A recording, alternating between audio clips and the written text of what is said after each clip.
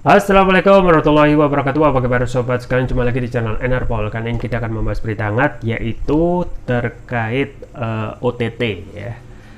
Ini sesuai dilansir oleh glora.co.id. Di negara bermartabat tak ada OTT. Rizal Ramli sentil Luhut, mereka bila korupsi sadar diri dan mundur ya. Jadi ini gambaran tentang OTT. Kalau di negara maju memang jarang terjadi karena mereka mempunyai etika, termasuk juga martabat. Sedari mereka sejak awal sudah digoyang dengan KKN, maka mereka segera mundur. Beda sekali dengan kebiasaan di sini di dalam negeri ya. Langsung saja kita baca dan kita ulas sesuai yang dilansir oleh glora.co. Ekonom senior Rizal Ramli menyebutkan bahwa pertanyaan Menko Marves Luhut Binsar Panjaitan tentang operasi tangkap tangan OTT di negara bermartabat salah arah. Rizal Ramli mengatakan bahwa negara bermartabat tidak memerlukan OTT karena jika terbukti korupsi atau melakukan kesalahan, yang bersangkutan sadar dan mengundurkan diri, sehingga pertanyaan Luhut tidak sesuai. Pertanyaan yang salah arah. Negara bermartabat bila korupsi atau melakukan kesalahan, mereka sadar diri dan mengundurkan diri. Jadi tidak perlu OTT, ungkapnya dikutip Newsworthy dari Twitter @RizalRamli Jumat. Sebelumnya, Luhut Binsar Panjaitan berbicara tentang OTT dalam acara Saratoga Investment Summit 2023 di Jakarta, Kamis, dan menegaskan bahwa negara bermartabat tidak memakainya. Kalau kita mau, bangsa kita bisa, tidak ada yang tidak bisa. Kita ini hebat, tapi kita harus berhati-hati juga, tidak boleh cemawa juga, tapi jangan kita merusak diri kita sendiri dan dari dalam, kata Luhut. Saya titip ini tahun politik dan jangan dianu. Saya omong OTT, padahal OTT kan manusia itu punya sifat jelek, sifat baik, betul kan? Genetik. Maka ada agama, betul nggak? Setelah agama ada peraturan undang-undang, nggak cukup? Sekarang ada teknologi, sambungnya. Kemudian Luhut mulai bertanya tentang sistem OTT di negara bermartabat. Ia pun menyebut Indonesia harus mulai membangun ekosistem yang bagus seperti menggunakan teknologi di dalamnya. Untuk semua manusia itu dihambat anunya itu, sifat-sifat malingnya itu. Jadi kalau itu dibuat ekosistem yang baik, maka korupsi itu masih kecil. Kalau korupsi kecil, maka OTT banyak berkurang. Negara yang bermartabat ada nggak yang OTT, kata dia. Kita sekarang hebat masuk OTT itu. Masa kita bangga sama OTT itu? Karena kebutuhan kita tidak membangun ekosistem yang bagus. Tandasnya dikutip dari demokrasi.id. Ya, itu ya sobat sekalian, terkait statement yang disampaikan oleh Luhut ya, terkait negara martabat yang tidak OTT. Kemudian disentil oleh Rizal Ramli, pegawai ekonomi ya, dan mengingatkan kepada kita, negara yang bermartabat itu tidak perlu OTT karena ketika ketahuan korupsi mereka sadar dan langsung mundur ya.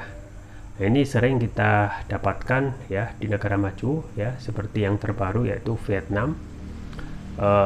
Sebenarnya bukan negara maju ya Vietnam itu, tetapi kesadaran pejabatnya juga lumayan bagus ya. Presiden Vietnam Nguyen San Phuoc ya, itu ketika melihat itu presiden ya, melihat bawahannya korupsi, justru dianya yang mundur ya. Jadi ini etika yang baik yang harusnya bisa ditiru oleh bisa ditiru di sini gitu ya. Dan banyak sekali ya negara yang seharusnya menjunjung tinggi ya, menegakkan hukum ya, equality before law, dan lebih fokus melakukan tugasnya sebagai pejabat publik untuk mengurusi rakyat, maka mereka akan lebih sadar ketika melakukan kesalahan ya, termasuk juga hal yang paling berat sampai korupsi misalnya. Dan rata-rata kalau mereka ketahuan, mereka berhenti langsung ya, mundur. Jadi jabatan itu ibaratnya hanya sesuatu yang bisa dipasang dan copot ya, bukan kebiasaan di sini yang ketika seseorang pejabat itu melakukan pelanggaran, bahkan mengeluarkan kebijakan yang menyusahkan rakyat, disuruh mundur, nggak mau. ketika ditambah jabatannya menjadi 3 periode dibilang aspirasi. Jadi inilah sontoloyo politik dalam negeri yang tidak mau nggak enak ya, kepingin enaknya terus. Dan ini harusnya menjadi pelajaran ya, kalau kita ingin maju tentu saja kita harus juga ya menanamkan good governance dan clean government ya, bagaimana bertata pemerintahan yang bagus ya. Dan itu memang untuk sistem demokrasi sekarang memang sangat susah. Pertama, demokrasi biar mahal, kemudian politiknya itu ya, kedaulatan di tangan rakyat itu utopis, yang ada adalah kedaulatan di tangan oligarki ya. Kalau kita melihat contoh-contoh yang teladan yang baik ya, para pemimpin Islam yaitu khalifah ya, bagaimana ketika seorang khalifah itu didatangi oleh tamu di luar jam kantor, maka lampu itu dimatikan karena berpikir lampu itu juga menggunakan uang rakyat, karena nanti akan termasuk ya menggunakan fasilitas negara untuk fasilitas pribadi. Pun juga contoh dari Khalifah Umar ya, yang hidup sederhana, begitu juga Rasul ya, sebagai pemimpin ya, penguasa, hidupnya jauh dari kata mewah, tetapi memberikan teladan hidup sederhana. Padahal dia Nabi itu pemimpin ya, Rasul itu pemimpin, dan terus menerus memberikan contoh yang baik. Dan memang contoh yang baik dan memberikan kontrol untuk keimanan secara individu ya hanya sistem Islam ya, seperti yang sudah banyak dicontohkan.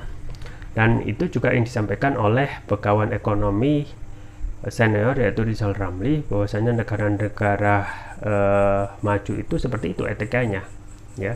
Tapi kalau kita melihat condong kepada contoh-contoh pemimpin Islam ya, seperti Khalifah Abu Bakar ya, Umar, Utsman, Ali, termasuk juga Nabi, itu semuanya memberikan contoh yang baik.